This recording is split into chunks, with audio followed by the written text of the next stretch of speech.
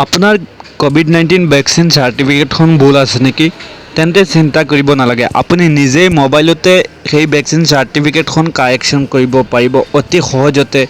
চাওঁ আহক আমাৰ এই ভিডিঅ'টো। অতি সহজতে আপুনি মোবাইলতে আপোনাৰ ভেকচিন চাৰ্টিফিকেটখন কাৰেকশ্যন কৰিব পাৰিব। আৰু যিসকলে এতিয়ালৈকে আমাৰ চেনেলটো ছাবস্ক্ৰাইব কৰা নাই তেওঁলোকে ছাবস্ক্ৰাইব কৰি ল'ব আৰু সদায় পাই থাকিব এনেধৰণৰ নতুন নতুন ভিডিঅ'। চাওক আমাৰ ভিডিঅ'টো কেনেদৰে ভেকচিন চাৰ্টিফিকেটখন কাৰেকশ্যন কৰে। আপোনাৰ মোবাইলত গুগল বা ক্ৰম ব্ৰাউজাৰত কইন সাৰ্চ কৰি ল'ব। কইন সাৰ্চ কৰাৰ পিছত ইয়াত HDFC কইন ফাৰ্ষ্ট পেজত ক্লিক কৰি ল'ব। ফাৰ্ষ্ট পেজত ক্লিক কৰাৰ পিছত আপোনাৰ সন্মুখত এখন পেজ আহিব, ভেকচিনেশ্যন ছাৰ্ভিচ লিখা থাকিব, তাত আপুনি ক্লিক কৰি ল'ব।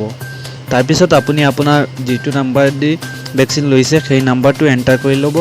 এণ্টাৰ কৰাৰ পিছত আপোনাৰ মোবাইলটো এটা OTP আহিব। OTP অহাৰ পিছত আপুনি OTPটো তাত যেনেকৈ আহে শুদ্ধকৈ বহুৱাই দিব।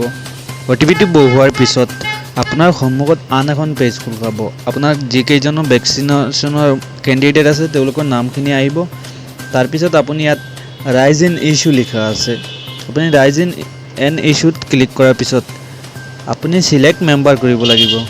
কাৰ নাম শুদ্ধ কৰিব সেইটো চিলেক্ট কৰিব লাগিব। আপুনি সেইটো চিলেক্ট কৰাৰ পিছত আপোনাৰ সন্মুখত আন এখন পেজ আহিব।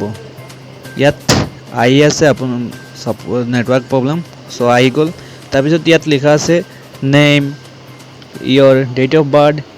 নেম শুদ্ধ কৰিলে নেম লিখিব লাগিব, ডেট অফ বাৰ্থ পিছত মেল নে ফিমেল জেণ্ডাৰ সেইটো আপুনি শুদ্ধকৈ লিখিব, যিটো লিখিব লাগে। আধাৰ কাৰ্ড নাম্বাৰটো চেঞ্জ কৰিব পাৰিব যদি আপোনাৰ ভুল থাকে।